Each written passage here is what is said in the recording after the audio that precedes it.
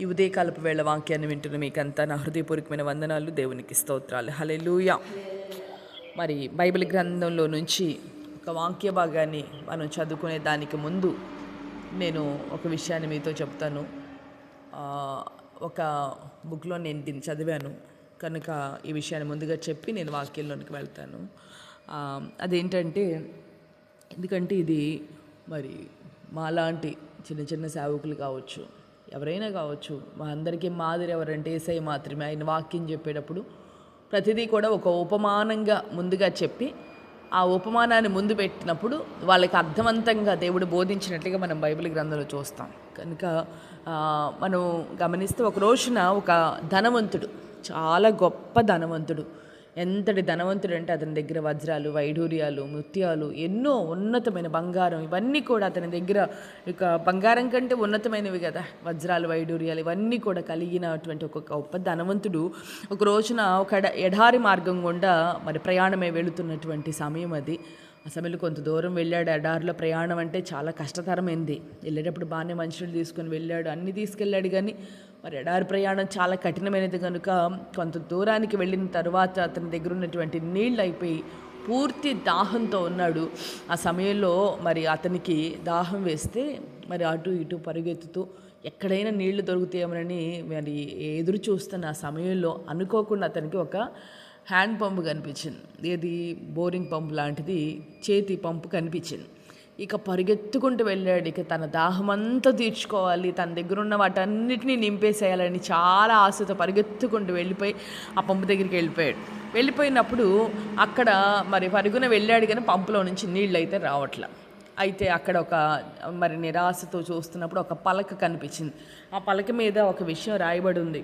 మరి ఈ పంపులో నుంచి ఇక్కడ ఎవరైనా దాహంతో వస్తే పంపులో నుంచి నీళ్లు రావాలి అని అంటే మీరు చేయాల్సింది ఏంటంటే, ఇక్కడ కనిపిస్తున్న ఒక షెడ్ ఉంది కదా, ఆ షెడ్లో ఒక వాటర్ బాటిల్ ఉంటుంది.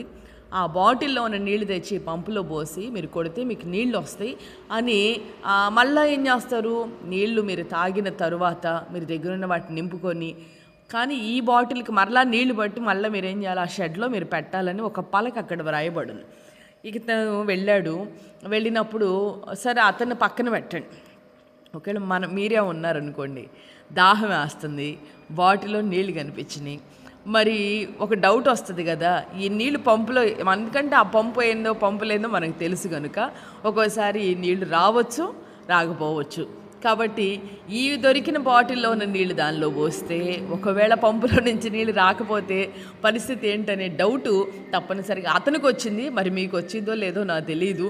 తప్పనిసరిగా అతను కూడా ఇలాగే డౌట్ పడి ఏం చేశాడంటే, బాగుందిలే, ఈ నీళ్లు ఒకవేళ దానిలో పోసి నేను కొట్టాను అనుకో, ఎందుకంటే ఆ పంపులలో నుంచి ఒక్కొక్కసారి రాకపోవచ్చు కనుక ఈ నీళ్లు కూడా నేను పోగొట్టుకునే పరిస్థితి ఏంటని గబగబా నీళ్లు తాగేసి దాహాన్ని అయితే ఆ క్షణానికి తీర్చుకొని ముందుకు కొనసాగి వెళ్ళిపోయాడు. దాదాపు ఒక 5 కిలోమీటర్, తన దాహం తీరినందుకు ఎంతో సంతోషంగా వెళుతూ ఉన్నాడు. ఒక 5 కిలోమీటర్ల దూరం వెళ్ళిన తర్వాత మరలా దాహం మొదలైంది. ఇక ఎంతటి దాహం అంటే ప్రాణం పోయే పరిస్థితికి వచ్చేసింది. ఎందుకంటే అయితే ఇతని దగ్గర ఏమేమి ఉన్నాయి, వజ్రాలు ఉన్నాయి, వైడూర్యాలు ఉన్నాయి, ముత్యాలు ఉన్నాయి, రత్నాలు ఉన్నాయి, అన్నీ ఉన్నాయి, కానీ ఏం లేదు తాగడానికి నిజమైన నీళ్ళు. ఇప్పుడు ఆ నీళ్లు లేవు ఆ సమయంలో కనుక ఈ ఉదయకాలాన్ని మనం గమనించాల్సింది. ఆ తర్వాత అతని పరిస్థితి ఒక ఎత్తుగా మార్చబడింది. అలాగే ఆ దారిలో మరొక బాటసారి వెళుతూ ఉన్నాడు. ఆ బాటసారికి కూడా సేమ్ ఇదే సిచ్యువేషన్ జరిగింది. అయితే అతను ఏం చేశాడంటే, మరి ఇతని వల్లే స్వార్థంతో కాకుండా ఆ బాటిల్లో ఉన్న నీళ్ళని ఏం చేశాడు, పంపులో పోసి కొడితే సమృద్ధి నీళ్ళు వచ్చేసి, నీళ్ళు వస్తే ఇక అతను ఉన్న వాటన్నిటిని క్యాన్లన్నీ నింపుకున్నాడు. మళ్ళా ఆ బాటిల్ని నింపి అక్కడ తర్వాత వస్తున్న వారికి మరలా దాన్ని అక్కడ పెట్టేసి అతను తన ప్రయాణాన్ని సాగించి వెళ్ళిపోయాడు. అయితే ఇవన్నీ ఎందుకు చెప్తున్నారు పాస్టర్ గారు ఉదయాన్నే అని అనుకుంటే, మరి ఈ విషయాన్ని మనం చూసినప్పుడు మొదటి వానికి ఉన్నది ఏంటంటే అవిశ్వాసం. ఇది నీళ్లు పోస్తే వస్తుందో రాదో, నాకెందుకు, అందుకని నా స్వార్థాన్ని నేను చూసుకుని నా పని ఇప్పుడు వరకు ముగించుకొని వెళ్ళిపోతానని అవిశ్వాసంతో వెళ్ళిపోయాడు. తర్వాత దినాలను గురించినటువంటి వారిని గురించినటువంటి వివేచన లేకుండా అతని దాహాన్ని అతను తీర్చుకొని వెళ్ళిపోయాడు. కానీ అతని దాహం కూడా పూర్తిగా తీర్చబడలేదు. కానీ వెనుకున్న వాడు ఏం చేశాడంటే విశ్వాసంతో ఆ మాటలను విశ్వసించి ఆ నీళ్లను దానిలో పోసి తను నింపబడ్డాడు, వెనుకున్న వారికి కూడా సమృద్ధినిచ్చి వెళ్ళిపోయాడు. కనుక దేవుని వాక్యం సెలవిస్తుంది, విశ్వాసము లేనివాడు ఏమాత్రం కూడా మరి ఈ యొక్క క్రైస్తవుడికి ఉండాల్సింది విశ్వాసం ఎప్పుడైతే లేదో మరి మనము ఎప్పుడైతే విశ్వాసం లేనిది, మన క్రియల్లో విశ్వాసం లేకపోతే వ్యర్థమని బైబిల్ సెలవిస్తూ ఉండగా, ఉదయకాలన ప్రభు ద్వారా మనం మేలును పొందడం అని కాదు, కానీ నేను చెప్పాలనుకున్నది మేలు కలగాలి, మేలుని గురించి కాదు. చక్కటి వాక్య భాగం యెషయా గ్రంథం 60వ అధ్యాయం 15వ వాక్య భాగంలో ఒక మాట ఉంది, నిన్ను శాశ్వత శోభాతిశయముగాను బహుతరములకు సంతోష కారణముగాను నేను చేసేదను అనే మాట. నిన్ను శాశ్వతమైన శోభాతిశయంగా, బహుతరాలు చెప్పుకునే విధంగా, బహుతరాలకి నువ్వు శోభాతిశయంగా ఉండే విధంగా, సంతోష కారణంగా నేను నిన్ను చేస్తాను అని దేవుడు సెలవిస్తూ ఉండగా, ఈ రోజున నీ దగ్గర ఒకవేళ తెలివి ఉన్నా లేకపోయినా, ధనం ఉన్నా లేకపోయినా, అందచందాలున్నా ఒకవేళ లేకపోయినా, అందరూ అనుకున్నట్లుగా ఒకవేళ నీ దగ్గర ఏది ఉన్నా లేకపోయినా, నీ దగ్గర గొప్ప విశ్వాసం కనుక ఉంటే, సమృద్ధి అయిన విశ్వాసం నీలో ఉంటే, నువ్వు ఎలా ఉంటావంటే బహుతరాలకి నువ్వు శోభాతిశయంగా నువ్వు మార్చబడతావు. హల్లెలూయా, హల్లెలూయా.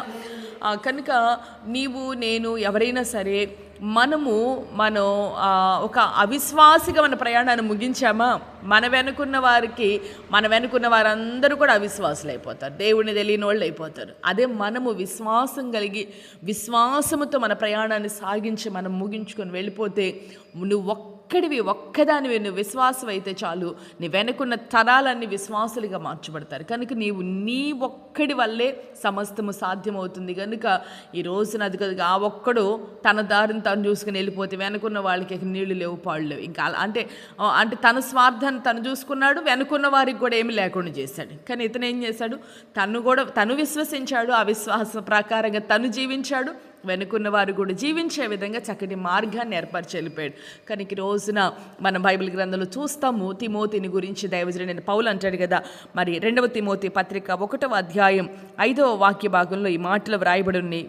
తను తిమోతితో, తన ఆత్మీయ కుమారునితో అంటాడు కదా, తిమోతి, ఆ విశ్వాసము మొదట నీ అవ్వ అయిన లోయలోను, నీ తల్లి అయిన యునికేలోను నివసించును, అది నీ యందును సహా వసించుచున్నదని నేను రూఢిగా నమ్ముచున్నానని తన ఆత్మీయ కుమారుని గురించి ఒక చక్కటి సాక్ష్యం అంటున్నాడు. తిమోతి చాలా యవనస్తుడైన తిమోతి చాలా ఆత్మీయుడిగా తనను వెంబడిస్తున్నప్పుడు సంతోషించిన ఆత్మీయ తండ్రి అయిన పౌలు గారు అంటున్నారు కదా, తిమోతి, ఈ విశ్వాసం నీకు ఎవరి కాలంలో ఎలా వచ్చిందో తెలుసా, ఇది ముందుగా అసలు నీ అవ్వ అయిన లోయలో ఉంది, ఆ తర్వాత అదే విశ్వాసం ఎవరిలోకి వచ్చింది, నీ తల్లి అయిన యూనికేలోకి వచ్చింది, ఆ తర్వాత అది నీలోనికి కూడా వచ్చేసింది. కనుక విశ్వాసం అనేది ఎలా ఉంటుందంటే ప్రవాహంగా ఒకరి తర్వాత ఒకరికి మనం నిజమైనటువంటి విశ్వాస జీవితం చేస్తే ఆ విశ్వాసం ఏమవుతుందంటే మన తర్వాత మన తరములకు అది దీవెనగా మార్చబడుతుంది. ఈ రోజున నీవు చాలామంది జీవితాల్లో మా మట్టుకు, అందుకే నేను ఎప్పుడు చెప్తూ ఉంటాను, భక్తి అనేది ఈ లోకంలో, నేనే కాదు బైబిల్ చెప్తున్న మాట కూడా అది, ఈ లోకం మట్టుకే ఈ నిరీక్షణ కలిగి మనం బ్రతికామంటే మనకంటే దుర్బీజులు ఎవరు లేరని బైబిల్ సెలవిస్తుంది, మనకంటే దరిద్రులు ఎవరు లేరనమాట ఒక మాటలో చెప్పాలంటే. ఎందుకంటే ఈ లోకం మట్టుకే, ఈ లోకంలో చిన్న చిన్న సమస్యలు తీరిపోతే చాలు, ఈ లోకంలో నా బిడ్డల అవసరాలు తీర్చబడితే చాలు, ఈ లోకంలో నా శరీరంలో ఉన్నటువంటి బలహీనత తీరిపోతే చాలు, దేవుడిని భక్తి చేస్తారు. చాలామంది జీవితాలు మేము చెప్తూ ఉంటాం, మా అమ్మ కుటుంబం అంతా దేవుల్లో ఉంటే బాగుంటుందంటే వాళ్ళు అనే మాట ఏంటంటే, నేను వస్తున్నాక పాస్టర్ గారు చాలే, తర్వాత వాళ్ళే వస్తారులే అంటూ ఉంటారు. పొరపాటు అది. ముందుగా నీలో ఆ గొప్ప విశ్వాసం ఉండాలి, తర్వాత ఆ విశ్వాసం నీ కుటుంబం అంతటిని తరములకు నువ్వు దీవెనిగా మార్చబడాలి. ఈ రోజున కేవలం ఈ లోకం మట్టుకే చాలు నా భక్తి అనుకుంటే పొరపాటు. నీవు ఎలా ఉండాలంటే, నిన్ను పిలిచిన ఉద్దేశం ఏంటంటే, ప్రభు నీవు బహుతరములకు శోభాతిశయంగా ఉండాలి. హల్లెలూయా, హల్లెలూయా. మరి నేను కూడా ధైర్యంగా నేను చెప్పగలను. మరి ఈ రోజున చాలామంది అంటే నాకున్న సేవా పరిధిలో కొంతమంది నాకు సాక్ష్యం ఇస్తూ మీ వాక్యం చాలా ఆశీర్వాదంగా ఉంది, మాకు విశ్వాసం కలుగుతుంది. ఒక్కొక్కరు నా గురించి తెలిసిన వాళ్ళు మరి అంటూ ఉంటారు. మరి ఒకవేళ వయసు చిన్నదైనా ప్రాముఖ్యంగా అనుభవంతో ఆ యొక్క మాటలు చెప్తున్నప్పుడు మాకు ఆశీర్వాదంగా ఉంటుంది అన్నప్పుడు నేను చెప్పే సాక్ష్యం ఏంటంటే, నా మట్టుకు నా గురించి నేను చెప్పను, మా యొక్క అమ్మమ్మ గారిని గురించి నేను ఉదయకాలం చెప్పగలను. మరి తిమోతిని గురించి ఎలా అయితే బైబిల్లో ఉందో మరి సాక్షార్థంగా నేనే సజీవ సాక్షిగా నేను చెప్తున్నాను. మరి మా యొక్క అమ్మమ్మ గారిని గురించి నేను చెప్పాలంటే చాలా గొప్ప విశ్వాసిగా ఉంటూ తన ఒక్కదాని విశ్వాసాన్ని బట్టి కుటుంబం అంతటిని కూడా రక్షణ లేని యజమానుని కావచ్చు, మరి అల్లుల్ని కావచ్చు, కుమారుల్ని కావచ్చు, కుమార్తెల్ని కావచ్చు, వాళ్ళందరూ కూడా నామకార్థ క్రైస్తవులుగా అలాగునే ప్రాముఖ్యంగా దేవునికి బహుదూరంగా ఉన్నటువంటి తన కుటుంబాన్ని, మరణపు అంచులలో ఉన్నటువంటి తన కుటుంబాన్ని కేవలం దేవుని యొద్ద గోజాడి ప్రార్థించి ప్రభు సన్నిధిలో తను విశ్వాసం తను నిలబడాలంటే ముందుగా ప్రారంభంలో ఒక వ్యక్తిని దేవుడు రక్షిస్తే ఆ వ్యక్తి నిలబడాలి. మళ్ళీ తన విశ్వాసాన్ని కాపాడుకొని తన వారి విశ్వాసాన్ని కాపాడుకోవాలంటే ఎంతో పోరాటం. అయినప్పటికీ కూడా ఎన్ని సమస్యలు తనకు వచ్చినా ఏమాత్రం మరణాన్ని ఆశ్రయించలేదు, లోకాన్ని ఆశ్రయించలేదు. ప్రార్థనే తన యొక్క ఆశ్రయ స్థానంగా దేవుని పాదాలను పట్టుకొని తన కుటుంబం అంతటిని, అంతేకాదు నేను ధైర్యంగా చెప్తాను, తన చివరి ఆఖరి శ్వాస వరకు మరి 2024లో మరి మా అమ్మమ్మ గారు ప్రభు దగ్గరికి వెళ్ళిపోవడం జరిగింది. అప్పటి వరకు కూడా నిండు ఆయుష్కాలం చక్కగా దేవుడు తనకు ఆయుష్కాలం ఇస్తే ఆయుష్కాలాన్ని వ్యర్థంగా గడపలేదు. చాలామంది జీవితాల్లో మనం చూస్తాం, ఓపిక ఉన్నప్పుడు ఓపిక లేనప్పుడు కూడా అంతే, అక్కడికి ఇక్కడికి తిరగాలి, అది ఇది అనుభవించాలి, ఈ లోకంలో అనుకోనేది కాదు. ఎక్కువగా ప్రభువులో గడుపుతూ చక్కగా తన యొక్క భారం, ఎంతటి భారం అంటే తను బిడ్డలకి, కొంతమంది చూడండి బిడ్డలకి మేము పెళ్ళిళ్ళు చేశాం కదా చాలే అనుకుంటారు, కానీ తను బిడ్డలకి వివాహం చేసిన తర్వాత వచ్చిన కోడల గురించి, అల్లుళ్ళ గురించి, తర్వాత పుట్టిన సంతానం, ఆ తర్వాత దేవుడు దీవిస్తే ఆమె ముది మనవళ్ళని కూడా చూస్తే వాళ్ళ భారాన్ని కూడా దేవునికి అప్పగించి చక్కగా దేవునిలో నిద్రించింది, దేవునిలో చక్కగా తన యాత్రను ముగించుకొని వెళ్ళింది. అయితే ఈ రోజున తను కన్నులారా చూసిన తన బిడ్డలందరూ ప్రభులో ఉన్నారు. ఎవ్వరు కూడా రక్షణ లేని వారు లేరు, అందరూ కూడా రక్షించబడిన కుటుంబాలు, దేవుని సేవలో వాళ్ళంతా ఉన్నారు. అయితే నేను చెప్పేది ఏంటంటే, ఈ రోజున వాళ్ళు కూడా తమ కుమార్తెలు కూడా ఏదో నామకార్థ స్థితిలో వాళ్ళు లేరండి, సేవ చేస్తూ కూడా చక్కగా వైరాగ్యం కలిగి కుటుంబాలన్నీ కూడా ప్రభువులో ఉన్నాయి. అంతేకాకుండా ఈ రోజున ఆ తల్లిలో ఉన్న విశ్వాసం కుమారుల్లోనికి, కుమార్తెల్లోనికి ఈరోజు మనవ సంతతే కాదు, ముది మనవరాళ్ళు కూడా చెప్తారు ఆ తల్లిని గురించి.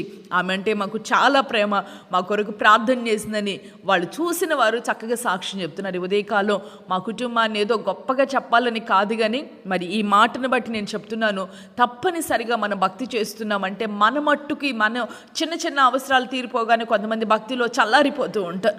కానీ రోజునే మనం తెలుసుకోవాల్సింది, దేవుడు నిన్ను ఎందుకు పిలిచాడు అని అంటే, నిన్ను ఎంతో ఉన్నతమైన ప్రణాళిక నీ మీద ఉంది. ఆయనకి చాలా గొప్ప ప్రణాళికతో దేవుడు నిన్ను పిలిచాడు. ఆ ప్రణాళిక ఏంటో నువ్వు తెలుసుకోకుండా ఏదో ఈ పూటకి ఇది అయిపోతే చాలు ఇంక ఈ భక్తి చేస్తాను. కొంతమంది చెప్తున్నాగా సమస్య వచ్చినప్పుడు చాలా వంగి ప్రార్థనలు చేసేస్తారు. సమస్య తీరిపోగానే మరలా సర్దుకొని మరలా సమస్య వచ్చేంత వరకు కూడా సరదాగా గడిపేస్తూ ఉంటారు. కాదు, దేవుని సన్నిధిలో ఒక తల్లిగా, తండ్రిగా మనం ఎలా ఉండాలంటే, ఒకవేళ ఈ రోజుని వాక్యం వింటున్న యవన బిడ్డ, నువ్వు యవన కాలంలోనే ఉన్నావా, తిమోతి యవన ప్రాయంలోనే ఉన్నా కూడా గొప్ప విశ్వాసం కలిగి ఉన్నాడు. తన అవ్వయ్య అయిన లోయలో ఉన్న విశ్వాసం తల్లిలో ఉన్న విశ్వాసం తిమోతిలోనికి వస్తే యవన ప్రాయంలోనే దేవునికి అప్పగించుకున్నాడు. యవనస్తులకి నేను చెప్పేది ఏంటంటే, ప్రాముఖ్యంగా యవన ప్రాయం చాలా విలువైనది. యవన ప్రాయంలోనే నువ్వు దేవుని కాడి క్రిందకు నువ్వు లోబడి వస్తే జీవితకాలం అంతా ఆరోగ్యంతోనూ సుఖజీవనంతోనూ నిండైన ఆయుష్కాలం కలిగి నువ్వు జీవిస్తావు. అంతా అయిపోయి ఆరోగ్యాన్ని పాడు చేసుకుని లోకమంతా అనుభవించిన తర్వాత నువ్వు దేవుని వద్దకు వస్తే ఏ ప్రయోజనం లేదు. కానీ యవన ప్రాయంలో ఎవరైతే దేవుని దగ్గరికి వస్తారో వాళ్ళకి ఇచ్చే దీవెనలు ఎంతో విస్తారమైన దీవెనలు దేవుడు ఇస్తాడు. నీకు చక్కటి ఆరోగ్యం కలుగుతుంది, నీకు దీర్ఘాయువు కలుగుతుంది. కనుక ఈ రోజున యవన ప్రాయంలో ఉన్నాను కదా, అంతా అయిపోయిన తర్వాత ఈ వాక్యానికి లోబడతానులే అనుకునేవేమో పొరపాటు. యవన ప్రాయంలోని దేవునికి అప్పగించుకో. నిశ్చయంగా నిండైన దీవెనలు నీ తరములన్నిటికీ నీవే ఒక మూల పితరురాలిగా దేవుడిని ఆశీర్వదిస్తాడు. కనుక యవన బిడ్డలారా, మీరు కూడా విశ్వాసం కలిగి జీవించండి. ఎంతగా అంటే మన మట్టుకు మనం జీవించడం కాదు, మన తరములకు మనం ఆశీర్వాదంగా ఉండాలనేది దేవుని యొక్క నిత్యమైనటువంటి ప్రణాళిక అయి ఉండగా ఆ ప్రణాళిక అప్పగించుకుందాం. అందరూ కూడా కళ్ళు మూసుకొని ప్రార్థన చేసుకుందాం.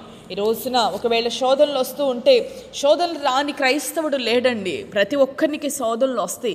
కానీ ఉదయకాలాన్ని అప్పగించుకున్న ప్రభా, ఎలాంటి శోధనలు వచ్చినా ఇదిగో ఆ యొక్క బాటసారి ఎలా అయితే తను ఒకవేళ కొంచెంసేపు ఒకవేళ శ్రమ పడొచ్చేమో, కానీ అక్కడ ఉన్నటువంటి మాటను నమ్మాడు కనుక ఈ రోజున దేవుని వాక్యం కూడా మన జీవితాల్లో చూసి నమ్మడం కాదు, చూడక నమ్మిన వారు ధన్యులని దేవుడు సెలవిస్తూ ఉండగా, మరి ఆ రోజున అబ్రహాము కూడా పునాదులు కలిగిన పట్టణం కొరకు ఎంతో మరి ఈ లోకంలో గుడారాలు వేసుకుంటూ పునాదులు కలిగిన పట్టణం నాకు ఒకటి ఉందని, నేను ఇక్కడి వాడిని కానని ఎంతో నిరీక్షణ కలిగి దేవుని వెంబడించాడు. కనుక వాగ్దానం చేసిన వాడు నమ్మదగిన వాడిని విశ్వసించిన అబ్రహాము వల్లే మరి ఉదయకాలం అందరం కూడా ప్రార్థన చేసిన ప్రభు అలాంటి గొప్ప విశ్వాస జీవితాన్ని మాకు దయచేయండి నాయన.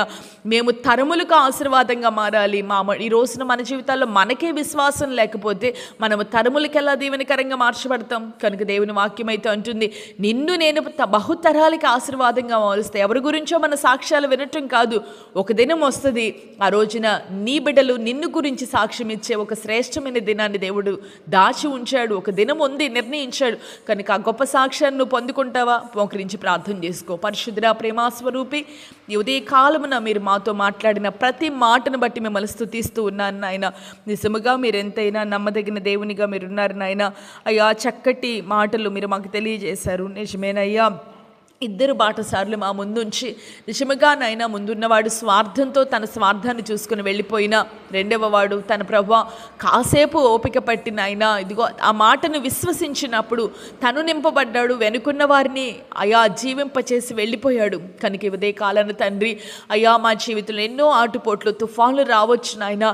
ఇదిగో మాకు ముందున్నటువంటి పితరుల జీవితాలు ఎన్నో వచ్చినాయి. వారికి మీరు తోడై ఉండి శ్రమలన్నిటిలో నుండి వారిని మీరు విడిపించి గొప్ప చేస్తూ వచ్చారు. ఎక్కడా మీరు చేయి విడిచిపెట్టలేదు. మీకు అప్పగించుకున్న వారి యాత్రను ప్రభా అలాగునే తండ్రి ఉదయకాలాన ప్రభా మేము కూడా మా యొక్క విశ్వాస జీవితంలో ప్రభా ఎక్కడా సన్నగిల్లిపోక అవిశ్వాసానికి మేము తావివ్వకనైనా విశ్వాసముతో మేము ముందు కొనసాగుతూ మా వెనుకున్న తరముల్ని ప్రభా మేము విశ్వాసపు ప్రయాణంలో వారిని కూడా నాయన మేము ఆకర్షించగలిగిన వారిగా ప్రభా మా విశ్వాసం మా తరములకు ప్రభా ఇదిగో వెళ్ళునట్లుగా నాయన నిశ్చయంగా మమ్మల్ని బహుతరములకు సంతోషమైన కారణంగా నిజమేనయ్యా తరాలు చెప్పుకోవాలి, పలానా తల్లి పలానా తండ్రి మాకున్నారు, మాకు ముందున్న దినాల్లో వారి ప్రార్థనలు మమ్మల్ని ఈ రీతిగా నిలబెట్టినాయి అని ప్రభా మేము వెళ్ళిపోయిన మా సాక్ష్యం ఈ భూమి మీద నిలిచి ఉండాలి నాయన.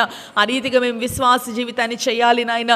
నిశ్చయంగా ఈ మాటలు వింటున్న వారిలో ఎవరైనా ఇంకా అవిశ్వాసపు నాయన అనుభవాల్లో ఉంటే వారిని మీరు నూతన పరచండి నాయన, వారిని మీరు దర్శించండి నాయన. విశ్వాసములో ప్రభా సన్నగిల్లిపోక నాయన నీ వాక్యమున ప్రభా ఆధారంగా చేసుకుని నాయన ఈ లోకంలో ఎదురవుతున్న ప్రతి శోధనను ప్రభ జయించి నాయన విశ్వాస వీరులుగా నాయన వారి జీవితాలు ముందుకు కొనసాగునట్లుగా సహాయం చేయమని ఉదయకాలపు దీవెనతో నింపండి. అంత మాత్రమే కాదు, పెళ్లి రోజులు కానీ పుట్టినరోజు కానీ ఎవరికైనా ఉంటే వారి నిండారులుగా మీరు దీవించి అత్యధికమైన ఆశీర్వాదాలు వాళ్ళు కలుగు చేయమని ప్రార్థిస్తూ యేసు నామములో అడిగి వేడుకొనుచు ఉన్నాను తండ్రి, ఆమేన్. ఉదయకాలమున దేవుడు నిశ్చయముగా ఈ దినమంతా మీ జీవిత కాలంలో ఇంకా ఆయన మీకు తోడై ఉండి మిమ్మల్ని విశ్వాస వీరులుగా బహుతరములకు మిమ్మల్ని శోభాతిశయముగా నా దేవుడు ఆశీర్వదించునుగాక. ఆమేన్.